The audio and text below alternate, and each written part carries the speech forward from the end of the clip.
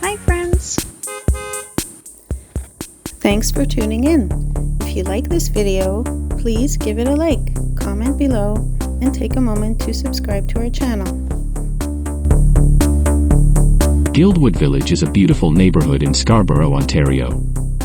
It was originally the dream of Rosa and Spencer Clark, who opened the Guild Inn in 1932 as a retreat for artists. The inn became a center for creativity, known as the Guild of All Arts.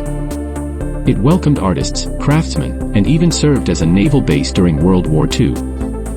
After the war, the Clarks turned their land into the charming residential community we know today, working with planners to create a unique neighborhood.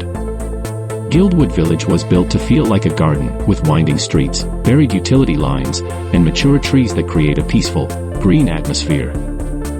The centerpiece here is the Guild Park and Gardens, filled with sculptures and historical relics from old buildings around Toronto. This park sits atop the Scarborough Bluffs, giving stunning views of Lake Ontario and offering great walking trails. So whether you're here to enjoy the art, history, or nature, Guildwood Village offers a peaceful escape.